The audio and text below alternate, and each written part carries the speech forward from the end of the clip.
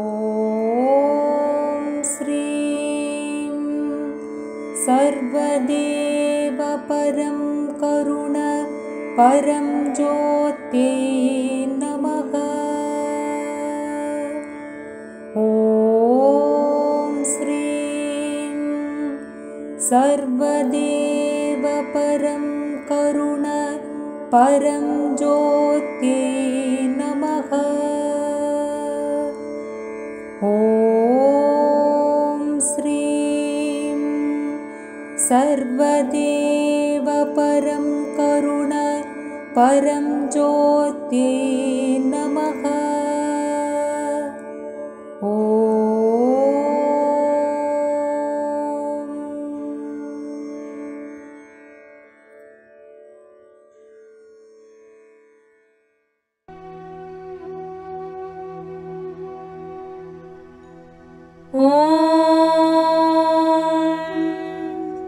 श्री श्री भगवान् दिव्यमङ्गलस्वरूपं पादपङ्कजपूजनं सदा प्रणमाम्यहम्।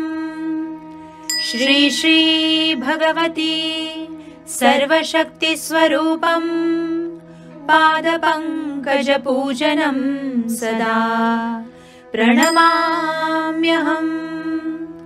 श्री श्री भगवान् गम्भीरकारुण्यरूपं पादपङ्कजपूजनं सदा प्रणमाम्यहम्। श्री श्री भगवती जगन्मोहनस्वरूपं पादपङ्कजपूजनं सदा प्रणमाम्यहम्। श्री श्री भगवान् पद्मावतीवल्लभा पादपङ्कजपूजनं सदा प्रणमाम्यहम्। श्री श्री भगवती भक्तहृदयविहारिणी पादपङ्कजपूजनं सदा प्रणमाम्यहम्। श्री श्री भगवान् जीवन्मुक्तिप्रदाता पादपङ्कजपूजनं सदा प्रणमाम्यहम्। श्री श्री भगवती जगदेकनायकी पादपङ्कजपूजनं सदा प्रणमाम्यहम्। श्री श्री भगवान् सर्वमङ्गलशोभिताय पादपङ्कजपूजनं सदा प्रणमाम्यहम्। श्री श्री भगवती सर्वाभीष्टप्रदायिनी पादपङ्कजपूजनं सदा प्रणमाम्यहम्। श्री श्री भगवान् महाविष्णुरूपाय पादपङ्कजपूजनं सदा प्रणमाम्यहम्। श्री श्री भगवती अष्टलक्ष्मीतत्त्वधारिणी पादपङ्कजपूजनं सदा प्रणमाम्यहम्।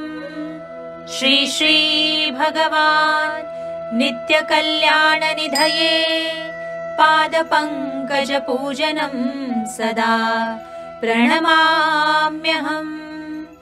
श्री श्री भगवती त्रिशक्तिस्वरूपिणी पादपङ्कजपूजनं सदा प्रणमाम्यहम्।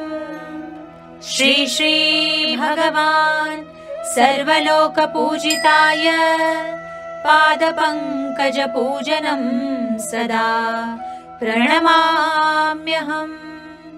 श्री श्री भगवती सर्वदेवपूजिताय पादपङ्कजपूजनं सदा प्रणमाम्यहम्।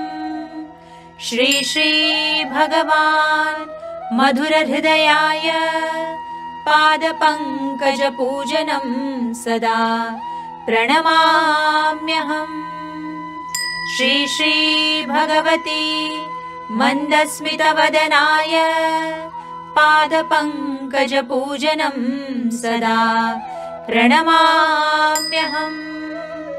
श्री श्री भगवान् मोक्षप्रदाता पादपङ्कजपूजनं सदा प्रणमाम्यहम्। श्री श्री भगवती ऐश्वर्यप्रदायिनी पादपङ्कजपूजनं सदा प्रणमाम्यहम्। श्री श्री भगवान् परब्रह्मस्वरूपाय पादपङ्कजपूजनं सदा प्रणमाम्यहम्। पादपङ्कजपूजनं सदा प्रणमाम्यहम्। पादपङ्कजपूजनं सदा प्रणमाम्यहम्। प्रणमाम्यहम्। प्रणमाम्यहम्। ॐ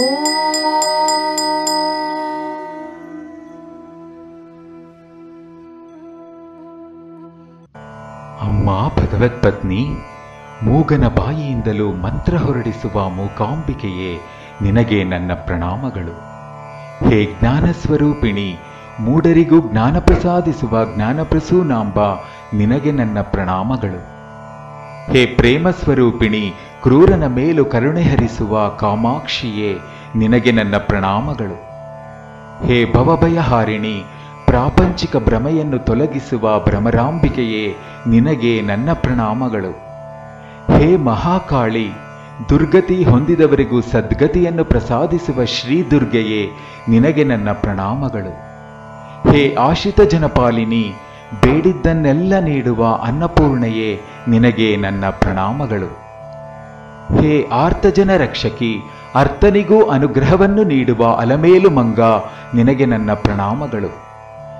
ಹೇ ವರದಾಯಿನಿ, ಐಶ್ವರ್ಯವನ್ನು ಪ್ರಸಾದಿಸುವ ಶ್ರೀ ಮಹಾಲಕ್ಷ್ಮಿಯೇ, ನಿನಗೆ ನನ್ನ ಪ್ರಣಾಮಗಳು. ಹೇ ಸರ್ವಮಂಗಳದಾಯಿನಿ, ದುಷ್ಟ ಶಕ್ತಿಯನ್ನು ವಿನಾಶಗೈವ ಧೈರ್ಯ ಲಕ್ಷ್ಮಿಯೇ, ನಿನಗೆ ನನ್ನ ಪ್ರಣಾಮಗಳು. ಹೇ ಜಗನ್ಮಾತಾ, ಮೃತ್ಯುವಿಗೂ ಪ್ರಾಣ ಭಿಕ್ಷೆಯನ್ನು ನೀಡುವ ಅಮೃತ ಮೂರ್ತಿಯೇ, ನಿನಗೆ ನನ್ನ ಪ್ರಣಾಮಗಳು. ಹೇ ಭವತಾರಿಣಿ, ಭಯವನ್ನು ತೊಲಗಿಸುವ ಭವಾನಿಯೇ, ನಿನಗೆ ನನ್ನ ಪ್ರಣಾಮಗಳು. ಹೇ ಶುಭದಾತ್ರಿ, ಸುಜ್ಞಾನವನ್ನು ಪ್ರಸಾದಿಸುವ ಸರಸ್ವತಿಯೇ, ನಿನಗೆ ನನ್ನ ಪ್ರಣಾಮಗಳು. ಹೇ ನಾರಾಯಣಿ, ರೋಗಾದಿಗಳಿಗೂ ಆರೋಗ್ಯವನ್ನು ಪ್ರಸಾದಿಸುವ ರಾಜರಾಜೇಶ್ವರಿಯೇ, ನಿನಗೆ ನನ್ನ ಪ್ರಣಾಮಗಳು. ಹೇ ಲೋಕಪಾವನಿ, ಸಕಲ ತೀರ್ಥಗಳಲ್ಲೂ ನೆಲೆಸಿರುವ ಗಂಗೆಯೇ, ನಿನಗೆ ನನ್ನ ಪ್ರಣಾಮಗಳು. ಹೇ ಕೃಪಾ ಸಾಗರಿ, ಮಧುರ ಸುಧಾಮೂರ್ತಿ, ಮೀನಾಕ್ಷಿ ಸ್ವರೂಪಿಣಿಯೇ, ನಿನಗೆ ನನ್ನ ಪ್ರಣಾಮಗಳು. ಹೇ ಆಶ್ರಿತ ಜನಪಾಲಿನಿ, ಭಕ್ತಾಭಿಷ್ಟ ಪ್ರದಾಯಿನಿ, ಸರ್ವ ಪಾಪ ವಿನಾಶಿನಿ ಜಗದಾಂಬಿಕಾ, ಸ್ವೀಕರಿಸು ನನ್ನ ಪ್ರಣಾಮಗಳು. ಹೇ ಲೋಕರಕ್ಷಕ, ಯಾರ ವದನದಿಂದ ಹೊರಬರುವ ಚಿರುಮಂದ ಹಾಸವು ವ್ಯಸನಿಯಲ್ಲಿ ವ್ಯಕ್ತಿತ್ವ ವಿಕಾಸ ತರುತ್ತದೋ, ಓ ತೇಜೋಮೂರ್ತಿ, ನಿನಗೆ ನನ್ನ ಪ್ರಣಾಮಗಳು. ಹೇ ಜಗನ್ನಾಯಕ, ಯಾರ ಪಾದ ಧೂಳಿನಿಂದ ಈ ಧರಣಿ ಅವತರಿಸಿತೋ, ಆ ಪಾದ ಪದ್ಮಗಳಿಗೆ ನನ್ನ ಪ್ರಣಾಮಗಳು. ಹೇ ಜ್ಯೋತಿ ಸ್ವರೂಪ, ಯಾರ ಕಣ್ಣಿನ ಕಾಂತಿಯಿಂದ ಸೂರ್ಯ ಚಂದ್ರರು ಉದಯಿಸಿದರೋ, ಆ ನೇತ್ರದ್ವಯಗಳಿಗೆ ನನ್ನ ಪ್ರಣಾಮಗಳು. ಹೇ ಹೃದಯೇಶ, ಯಾರ ಕರುಣೆ ದೃಷ್ಟಿಯಿಂದ ಕ್ರೂರನಲ್ಲೂ ಕರುಣೆ ಜನಿಸುವುದೋ, ಆ ಕಾರುಣ್ಯ ಮೂರ್ತಿಗೆ ನನ್ನ ಪ್ರಣಾಮಗಳು. ಹೇ ಪರಮೇಶ, ಯಾರ ಆಶೀರ್ವಚನವು ಮೂರ್ಖನನ್ನು ಮುಕ್ತನನ್ನಾಗಿ ಮಾಡುವುದೋ, ಆ ಮುಕ್ತೀಶ್ವರನಿಗೆ ನಮ್ಮ ಪ್ರಣಾಮಗಳು. ಹೇ ಪರಮ ಮಿತ್ರ, ಯಾರ ಮೃದು ನುಡಿಗಳಿಂದ ಪಾಮರನೂ ಸಹ ಪರಮಜ್ಞಾನಿಯಾಗಿ ಆಗುವನೋ, ಆ ಜ್ಞಾನೇಶ್ವರನಿಗೆ ನನ್ನ ಪ್ರಣಾಮಗಳು. ಹೇ ಪದ್ಮಾವತಿ ವಲ್ಲಭ, ಯಾರ ಚರಣ ಸ್ಪರ್ಶದಿಂದ ಮಾನವ ಜನ್ಮ ಚರಿತಾರ್ಥವಾಗುವುದೋ, ಓ ಲೋಕಪಾವನ, ನಿನ್ನ ಪಾದ ಕಮಲಗಳಿಗೆ ನನ್ನ ಪ್ರಣಾಮಗಳು. ಹೇ ಭಕ್ತ ಹೃದಯವಾಸ, ಯಾರ ದಯಾ ದೃಷ್ಟಿಯಿಂದಲೇ ಅತಿ ದರಿದ್ರನೂ ಸಹ ಕನಕಾಭರಣ ಭೂಷಿತನಾಗುವನೋ, ಓ ಪರಮಮಿತ್ರ, ನಿನಗೆ ನಮ್ಮ ಪ್ರಣಾಮಗಳು. ಹೇ ವೇದ ವೇದಾಂತರಂಗ, ಯಾರ ಮಹಿಮೆ ಅರಿತು ಮನುಷ್ಯನು ಮೋಕ್ಷಗಾಮಿಯಾಗಿ ಮಾರ್ಪಡುವನೋ, ಹೇ ಅನಂತಾಶಯನ, ನಿನಗೆ ನಮ್ಮ ಪ್ರಣಾಮಗಳು. ಹೇ ವಿಶ್ವಂಬರ, ಯಾರ ಪಾದಸೇವಾ ಭಾಗ್ಯದಿಂದ ಈ ಜನ್ಮ ಪಾವನವಾಗುವುದೋ ಆ ಪಾದಾರವಿಂದಗಳಿಗೆ ನಮ್ಮ ಪ್ರಣಾಮಗಳು.